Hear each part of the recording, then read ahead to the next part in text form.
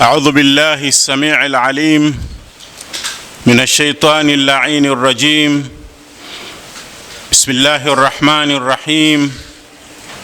الحمد لله رب العالمين، وصلى الله على سيدنا محمد وآله الطيبين الطاهرين.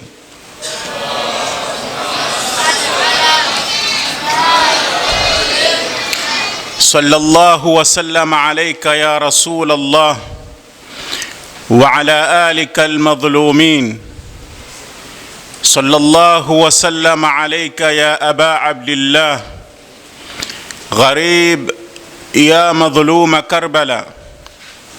يا ليتنا كنا معكم سادتي فنفوز معكم والله فوزا عظيما.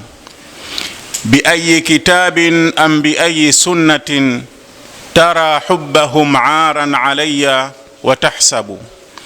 Ndugu zangu, mashekhe zangu, wazee wangu, assalamu alaikum wa rahmatullahi wa barakatuh. Baada ya kumshukuru Mwenyezi Mungu Subhanahu wa Ta'ala na kumtakia rehma na amani mtume wetu na kipenzi chetu Nabiyuna Muhammad sallallahu alayhi wa alihi wasallam, tungali tukiendelea na majlisi zetu za kukumbuka shahada ya al-Imam Abu Abdullah al-Husayn salawatullahi wa salamuhu alayhi. Allahumma salli ala Muhammad wa alihi. Katika majlisi yetu ya jana tulizungumzia juu ya msingi wa tatu katika misingi ya mafungamano kati ya kiongozi na watu wake. Msingi wa kwanza, kwa kukumbushia, tulisema ni maarifa. Wanaoongozwa watakiwa wamfahamu, wamtambue kiongozi wao, project yake ni nini. Msingi wa pili, yatakiwa kuwe na mafungamano ya kihisia, mapenzi kati ya kiongozi na wanaoongozwa. Msingi wa tatu, tukasema kwatakikana kuwe na suluk. Baada ya kumtambua kiongozi na baada ya kumpenda kiongozi, mwenendo wa wanaoongozwa watakiwa uende sambamba na maongozi ya kiongozi wao. Yani wanatakiwa watafsiri miongozo ya kiongozi katika matendo yao. Isiwe kiongozi asema hivi, wanaoongozwa wenda upande mwingine. Hapo kutakuwa kuna kuvurugika katika misingi ya mafungamano kati ya kiongozi na wanaoongozwa. Ni lazima matendo yao yaende sambamba na miongozo ya kiongozi wao. Vile vile tukasema kwamba mapenzi kati ya kiongozi na wanaoongozwa yana masharti, hayakuachwa wazi tu. Tukasema kwamba mapenzi kati ya kiongozi na wanaoongozwa yatakikana yawe katika hududu sharia, yasitoke nje ya sharia, yasitoke nje ya mipaka ya kisharia. Mapenzi yasikufanye ukamfanya kiongozi ni Mungu badala ya kuwa ni kiumbe. Hapo utakuwa umetoka katika misingi ya kisharia na uongozi huo utakuwa si uongozi muthmira na muntija. Haya kwa mukhtasar ndiyo ambayo tuliyazungumza katika majlisi yetu ya jana. Tulibakia na sharti la tatu katika masharti ya mapenzi katika Uislamu. Tulisema sharti la kwanza, an yakuna alhubbu fillahi subhanahu wa ta'ala. Wanaoongozwa watakiwa wampende kiongozi wao kwa ajili ya Mwenyezi Mungu Subhanahu wa Ta'ala, kwa sababu Mwenyezi Mungu Subhanahu wa Ta'ala ndiye aliyetuletea hii dini. Tutazungumzia uongozi wa kidini. Kwa hiyo Mwenyezi Mungu Subhanahu wa Ta'ala ndiye chanzo, kama anavyosema Amirul Mu'minin alayhi salam, awwalud dini ma'rifatuh, mwanzo wa dini ni kumtambua Mwenyezi Mungu Subhanahu wa Ta'ala. Baada ya Mungu ndo kwaja mtume, kwaja maimamu, kwaja mashekhe, kwaja mawali, lakini mwanzo ni Mwenyezi Mungu Subhanahu wa Ta'ala. Sharti ya pili tulisema an yakuna hubban wa'iyan, yawe mapenzi mutazinan, mapenzi yenye balance ya kati na kati, yasizidi sana, yasikutoe katika akili. Tulibakiwa na sharti la tatu ambalo tutamalizia leo, kisha tutaendelea na darasa nyingine. Sharti la tatu, an yakuna alhubbu baina at-tarafaini au min at-tarafaini, yawe ni mapenzi ya pande mbili, yani alhubbu almutabadil, mapenzi ya pande mbili. Kama tunavyofahamu, mapenzi kama wanavyosema ni two ways traffic, ni barabara yenye njia mbili. Ni lazima mapenzi yawe ya pande mbili. Ikiwa mmoja apenda na mwingine hapendi, hakuja kuwa na mapenzi. Ni lazima mapenzi yawe ya pande mbili. Kiongozi awapende watu wake na watu wake wampende kiongozi wao. Hapo ndio mapenzi yatakamilika. Umpende Mwenyezi Mungu Subhanahu wa Ta'ala na mtume wake, na Mwenyezi Mungu Subhanahu wa Ta'ala na mtume wake wakupende na wewe. Na hapa ndio kwaja swali. Mimi najua kwamba nampenda Mungu na nampenda bwana mtume sallallahu alayhi wa alihi wasallam. Allahumma salli ala Muhammad wa ali Muhammad. Na wapenda maimamu. Nitajuaje kwamba Mwenyezi Mungu Subhanahu wa Ta'ala naye anipenda? Nitajuaje kwamba bwana mtume na maimamu alayhimussalam nao wanipenda? Jawabu ni kwamba utajua kwamba mapenzi haya ni ya pande mbili ikiwa utafuata mwenendo wao.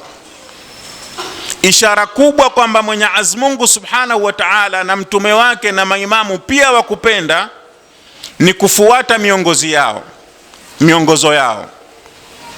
Yasibakie mapenzi ya kihisia, yatafsiriwe na vitendo katika maisha yako. Kama alivyosema al-Imam al-Baqir salawatullahi wa salamuhu alayhi, Muhammad wa ali Muhammad, katika wasia wake kwa Jabir al-Ju'fi, amwambia, ya Jabir, balligh shi'ati anni salam, wafikishie mashia wangu salamu, wafikishie wafuasi wangu salamu, wa a'limhum, na wafahamishe, annahu la qarabata bainana wa baina Allahi azza wa jalla, kwamba hakuna undugu kati yetu na Mwenyezi Mungu Subhanahu wa Ta'ala. Hatuna undugu wa kifamilia na Mwenyezi Mungu Subhanahu wa Ta'ala. Wala yutaqarrabu ilayhi illa bitta'a, na hakuna njia ya kukurubisha na Mwenyezi Mungu Subhanahu wa Ta'ala isipokuwa kwa kumtii. Ukitaka uwe karibu na Mwenyezi Mungu Subhanahu wa Ta'ala ni kumtii, kufuata maamrisho yake na kuacha makatazo yake. Ya Jabir, ewe Jabir, man ataa Allah wa ahabbana fahuwa waliyuna, atakayemtii Mwenyezi Mungu Subhanahu wa Ta'ala na akatupenda, huyo ni kipenzi chetu. Wa man asa lam yanfa'ahu hubbuna, na atakayemuasi Mwenyezi Mungu Subhanahu wa Ta'ala, mapenzi yake kwa ahlul baiti hayatamnufaisha, kwa sababu sio mapenzi ya kweli. Mapenzi ya kweli ni lazima yatafsiriwe na vitendo, kufuata maamrisho ya Mwenyezi Mungu Subhanahu wa Ta'ala na kuacha makatazo ya Mwenyezi Mungu Subhanahu wa Ta'ala. Na katika hadithi nyingine al-Imam al-Hussein salawatullahi wa salamuhu alayhi, Allahumma salli ala Muhammadin wa ali Muhammad, asema man ahabbana kana minna ahlul bait, atakayetupenda sisi atakuwa ni katika sisi ahlul bait, atakuwa ni katika kundi la ahlul bait. Faqultu, Aban akamuuliza al-Imam alayhi salam, minkum ahlul bait, atakayewapenda atakuwa ni katika nyinyi ahlul bait? Faqala alayhi salam, Imam alayhi salam akasema, minna ahlul bait, ndio atakuwa ni katika sisi familia ya Bwana Mtume sallallahu alayhi wa alihi wasallam. Hatta qalaha thalathan, akarudia mara 3 kwamba atakayewapenda ahlul bait atakuwa ni katika kundi la ahlul bait salawatullahi wa salamuhu alayhim.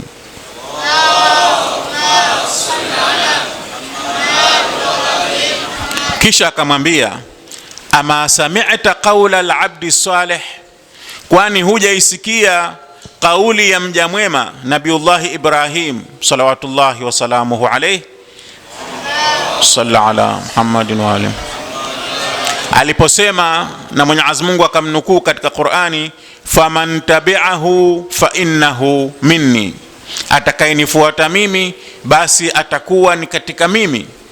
Na wewe ukiwafuata, ukiwapenda ahlul bait alayhimus salam, utakuwa ni katika ahlul bait wa Bwana Mtume sallallahu alayhi wa alihi wasallam.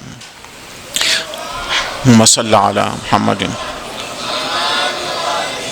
Kwa hiyo mapenzi vile vile yatakiwa yawe ni ya pande mbili, umpende Mwenyezi Mungu na Mtume na ahlul bait, na wao vile vile wakupende. Na utajuaje kwamba wapendwa na Mwenyezi Mungu na Mtume na familia yake? Ni kwa kuangalia mwenendo wako.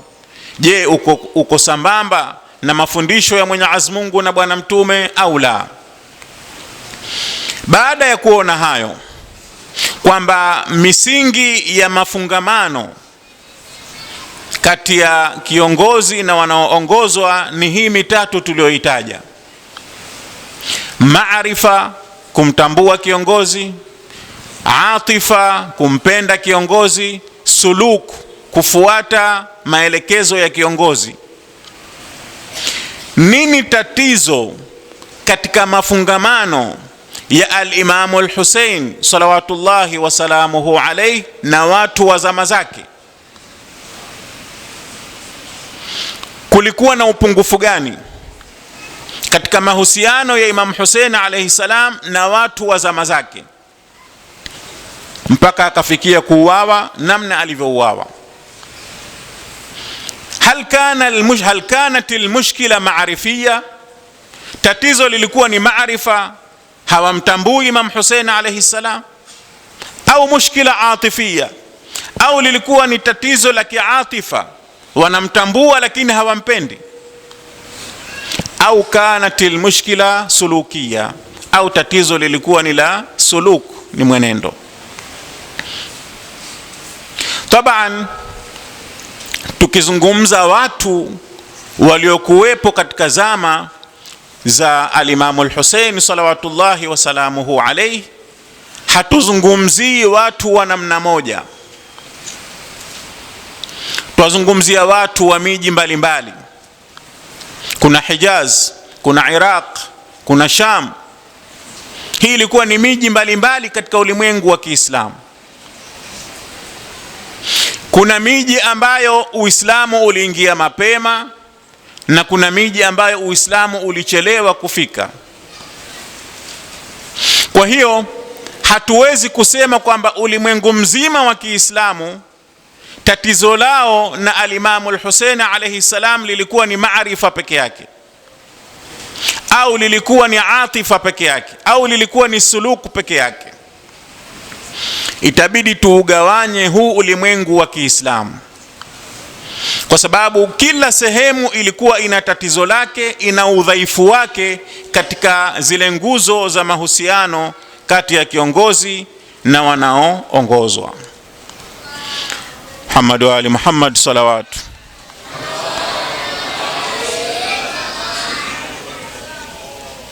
Kwa mfano, watu wa Sham, tatizo la watu wa Sham lilikuwa ni maarifa. Walikuwa hawamtambui al-Imam al-Hussein salawatullahi wa salamuhu alayhi.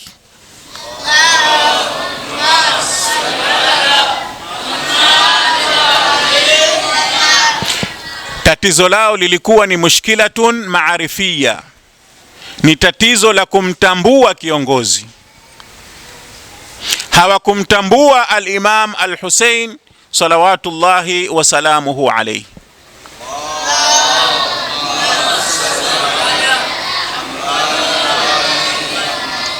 Wala hawakutambua ni nini project ya al-Imam al-Hussein, ana malengo gani,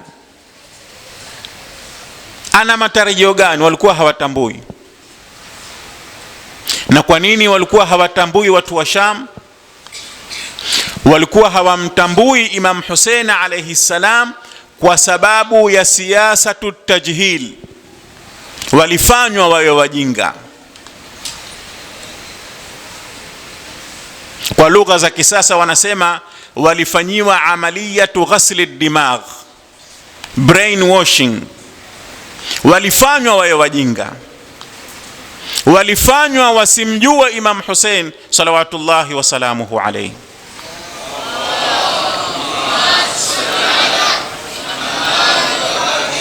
Na haya ni mambo yanatokea katika zama zote, hata katika zama zetu, katika zama zinazoitwa za maendeleo na za sayansi na teknolojia, lakini bado watu wafanywa wajinga. Mathalan, wakuta mtu katika zama za leo, Mwarabu ana hofu na silaha ya Irani ya nyuklia ambayo hana hakika ipo au haipo. Ni silah nawawi muhtamal, anayo au hana, aiogopa, ana hofu. Lakini hana hofu na Israel ambaye ana vichwa 90 vya nyuklia, viko. Sio wasiwasi anavyo au hana, atatengeneza au hatengenezi, amerutubisha nyuklia kiasi fulani au la. La, anazo silaha za nyuklia, vichwa 90, zile haziogopi na ziko jirani yake.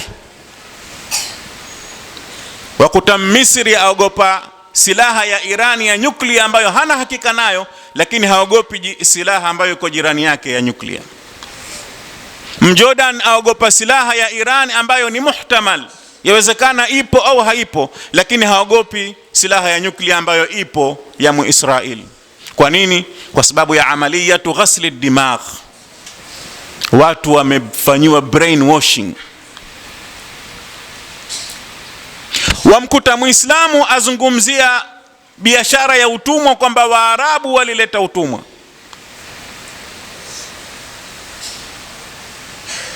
Hafahamu kwamba wamishenari walipiga propaganda hii kwa ajili ya kuutukana Uislamu, kwa sababu biashara ya utumwa ilifanywa na dunia nzima. Wazungu walifanya, Wahindi walifanya, Waarabu walifanya, Waafrika walifanya. Au Waarabu kama walikuwa wanunua watumwa, walikuwa wauziwa na Waafrika wenyewe. Kwa hiyo hakuna ambaye hakufanya biashara ya utumwa. Kwa nini wamerakiz na Waarabu na wewe waimba kama kasuku? Ni kwa sababu Waarabu ni Waislamu. Ili uweze kuchafua Uislamu ni lazima uwapige Waarabu.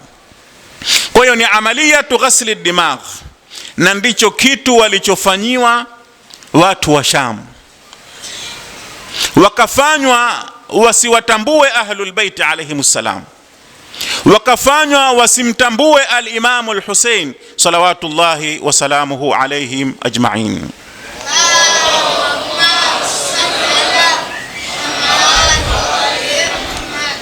Na kwa nini siasa hii ilifanikiwa sana Sham kuliko sehemu nyingine? Kwa nini iliathiri sana Sham kuliko sehemu nyingine? Kwa sababu mpaka bwana mtume sallallahu alayhi wa alihi wasallam anafariki dunia, Uislamu haujaingia Sham. Khalifa wa kwanza Abu Bakar ndiye aliyepeleka jeshi kwenda kufanya fath Sham mwaka wa 12 baada ya hijra ya bwana mtume sallallahu alayhi wa alihi wasallam. Salla ala Muhammadin wa ali Muhammad. Hakufanikiwa katika maisha yake. Uislamu uliingia Sham katika zama za khalifa wa pili Umar ibn al-Khattab, takriban mwaka wa 14 au 15 Hijria. Mtume ashafariki dunia. Kwa hiyo bwana mtume hawakumuona wala hawakumjua wala hawakumsikia. Baada ya Uislamu kuingia Sham, gavana aliyepelekwa kuwa ndiye msimamizi wa jimbo la Sham alikuwa ni Yazid ibn Abi Sufyan, kaka yake Muawiya bin Abi Sufyan. Yeye alikaa kwa muda miaka 4 au 5. Baada ya kufariki dunia akapelekwa Muawiya bin Abi Sufyan, akawa ndiye gavana wa Sham. Alikaa Muawiya katika Sham kama gavana kwa miaka 20 na alikaa kama khalifa kwa miaka 20. Jumla alikaa miaka 40 katika Sham. Kwa hiyo Muawiya bin Abi Sufyan katika utawala wake alihakikisha kwamba Uislamu utakaokuwa Sham ni tofauti na Uislamu wa Madina. Yani alitengeneza Uislamu mwingine, sio Uislamu wa Mtume Muhammad sallallahu alayhi wa alihi wasallam.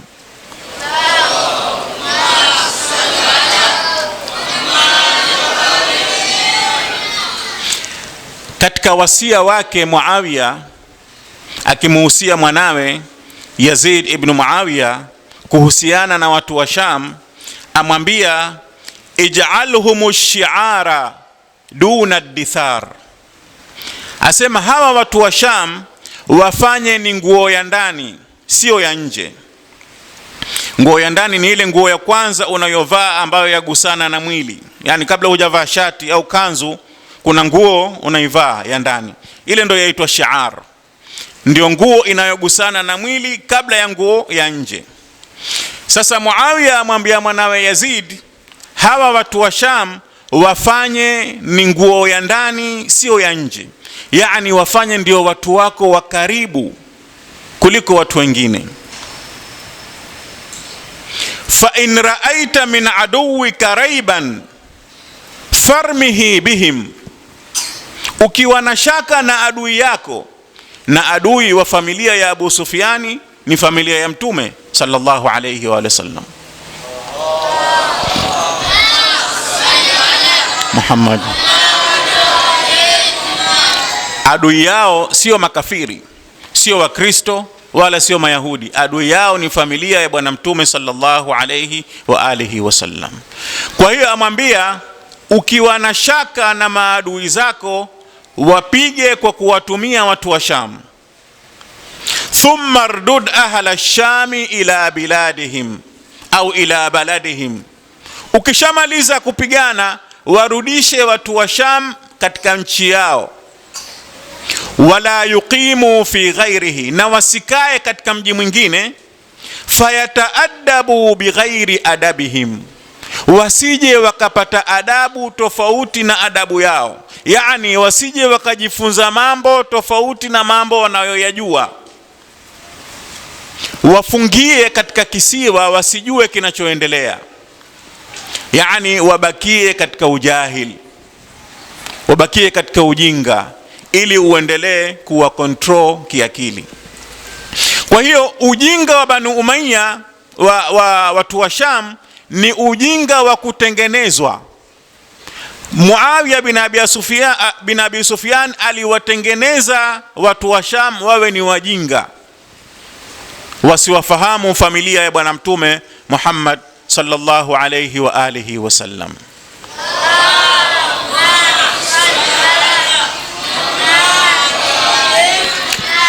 utaweza kuelewa siasa hii ya Muawiya ilifanikiwa kiasi gani pale baada ya kuuawa al-Imam Ali ibn Abi Talib salawatullahi wa salamuhu alayhi. Salla ala Muhammadin wa ala Muhammad. Usiku wa mwezi 19 Ramadhan, habari zilipofika Sham kwamba Imamu alayhi salam ameuawa katika msikiti wa Al-Kufa, watu wa Sham wakawa waulizana, kafuata nini Ali msikitini? Aw aliyun kana yusalli, Ali alikuwa akiswali, kwani kafuata nini msikitini? Yani watu wa Sham walikuwa wametengenezwa, wamefundishwa kwamba Ali ni tariku swala, na wakaamini. Mtu ambaye swala ya kwanza ya jamaa ilikuwa ni imamu ni bwana mtume sallallahu alayhi wa sallam, na maamuma ni Khadija mkewe na Ali ibn Abi Talib salawatullahi wa salamuhu alayhi.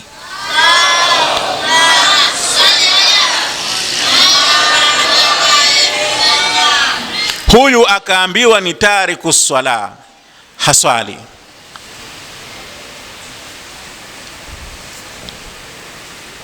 Baada ya mauaji ya al-Imam al-Hussein salawatullahi wa salamuhu alayhi, As-Sayyid Ibn Tawus ananukuu kwamba mzee katika watu wa Sham, mtu mzima akaribia kufa, alipoona msafara wa Ahlul Bait, wanawake kina Zainab alayha salam na watoto kina Imam Zainul Abidin, walipofika Sham, yule mzee akasema, alhamdulillahi alladhi qatalakum, namshukuru Mwenyezi Mungu aliyewaua, yani aliyeua watu wenu kina Imam Hussein, wa ahlakakum, na akawaangamiza, wa araha albilada min rijalikum, na akaipa amani, akaipumzisha miji na shari ya wanaume wenu.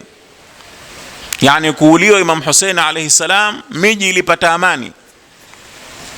Wa amkana amira almu'minina minkum, na akampa uwezo amirul mu'minina Yazidi, akawaweka chini yake. Alhamdulillah. Huyu amshukuru Mungu kwa kuuliwa kizazi cha bwana mtume sallallahu alayhi wasallam, kizazi ambacho kwenye swala unaposwali kwenye tashahud unaposema Allahumma salli ala Muhammadin wa ali Muhammad, ndo hawa anaoshukuru kwa kuuawa kwao. Al-Imam Zainul Abidin alayhi salam akamwambia, hal qara'ata al-Qur'ana ya Sheikh, umesoma Qur'ani? Yule mzee akasema ndiyo, lakini amesoma Qur'ani kimajaka, haelewi. Al-Imam alayhi salam akamsomea baadhi ya aya zinazoashiria juu ya Ahlul Bait, mathalan ayatul mawadda, qul la as'alukum alayhi ajran illa al-mawaddata fil qurba, innama yuridu Allahu liyudhhiba ankum ar-rijsa ahlal bait wa yutahhirakum tathira. Allahumma salli ala Muhammad. Akamsomea aya hizi, akisha kamuliza, wawajua hawa ni nani? Qurba ni kina nani? Ahlul Bait wawajua ni kina nani? Yule mzee asema, billahi innakum hum, na kuuliza kwa jina la Mwenyezi Mungu, ndio nyinyi Ahlul Bait? Al-Imam Zainul Abidin alayhi salam amwambia, tallahi inna lanahnu hum min ghairi shak, na apa kwa jina la Mwenyezi Mungu subhanahu wa ta'ala, sisi ndio Ahlul Bait ya bwana mtume sallallahu alayhi wasallam, sisi ndio tuliotajwa katika aya hizi za Qur'ani. Wa haqqi jaddina rasulillah, na apa kwa haki ya babu yetu mtume Muhammad sallallahu alayhi wa alihi wasallam, inna lanahnu hum, sisi ndio hao Ahlul Bait ya bwana mtume sallallahu alayhi wa alihi wasallam.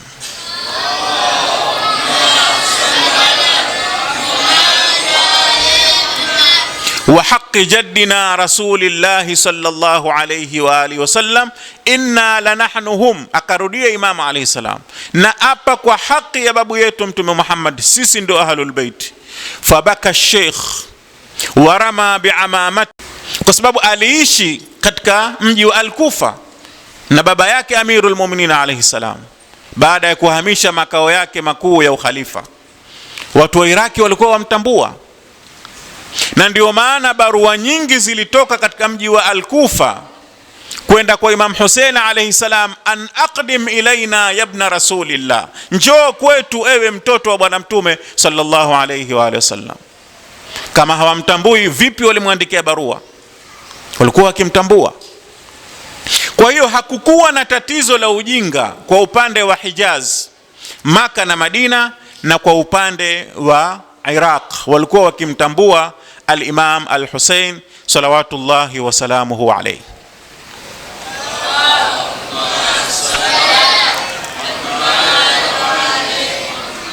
Je, tatizo lao lilikuwa ni mushkilatun atifia?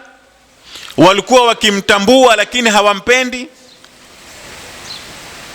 Pia si kweli. Walikuwa wakimtambua na ndani ya nyoyo zao walikuwa wakimpenda kama mjukuu wa bwana mtume sallallahu alayhi wa alihi wasallam. Hakukuwa na tatizo la atifa.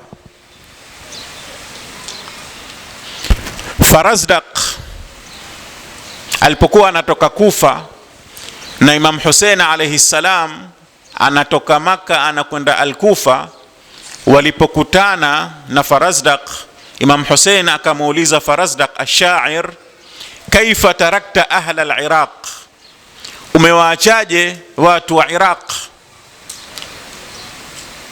Farazdaq akasema, qulubuhum ma'aka wa suyufuhum alayka, nyoyo zao ziko pamoja na wewe, wakutambua, wakupenda, wanahisia na wewe, lakini panga zao ziko juu yako.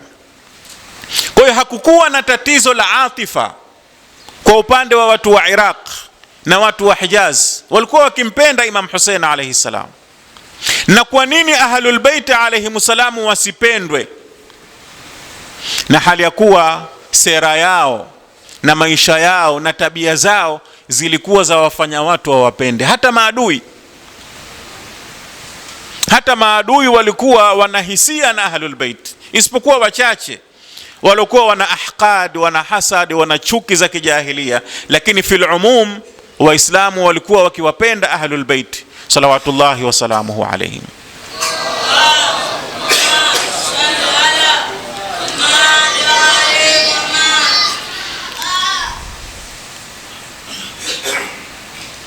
Kwa hiyo hakukuwa na tatizo la maarifa wala hakukuwa na tatizo la atifa, kwa sababu walikuwa wakijua huyu ni mjukuu wa mtume, na vile vile sera yao na tabia zao zilifanya watu wawapende, watu wawaheshimu. Alipokufa al-Imam al-Hasan al-Mujtaba salawatullahi wa salamuhu alayhi, Allahumma salli ala Muhammad, katika watu waliolia sana baada ya kuona jeneza lake ni Marwan ibn al-Hakam. Huyu Marwan ibn al-Hakam tunayemjua alimlilia Imam Hasan alayhi salam. Akaulizwa, hata anta, mpaka wewe pia baada yote ulioyafanya wamlilia al-Imam al-Hasan? Sikiliza jawabu la Marwan. Marwan akasema, kaifa la abki ala man yuzanu hilmuhu biljibal, vipi mimi nisimlilie mtu ambaye upole wake, uvumilivu wake, subira yake ilikuwa yapimwa na uzito wa majabali. Al-Imam al-Hasan salawatullahi wa salamuhu alayhi. Allahumma salli ala. Kwa hiyo watu walikuwa wakiwatambua, watu wa Kufa na watu wa Hijaz walikuwa wakiwatambua ahlul bait, wakiwapenda ahlul bait alayhimus salam. Tatizo lilikuwa nini? Mpaka ikafikia al-Imam al-Hussein salawatullahi wa salamuhu alayhi akauawa. Ikiwa walimtambua na walikuwa wana atifa naye, wana mapenzi naye. Tatizo lilikuwa nini? Insha Allah tutasimama hapa kwa sababu ya muda, tutaendelea kesho insha Allahu taala. Assalamu alayka ya sayyidi wa maulai ya aba Abdullah al-Husayn wa ala al-arwah allati hallat bifinaik wa anakhat birahlik. Alaykum minni salamullahi abadan ma baqitu wa baqiya al-layl wa an-nahar wa la ja'alahu Allahu akhir al-ahd minni li ziyaratikum. Assalamu ala al-Husayn wa ala Ali ibn al-Husayn wa ala awlad al-Husayn wa ala ansar al-Husayn jami'an wa rahmatullahi wa barakatuh.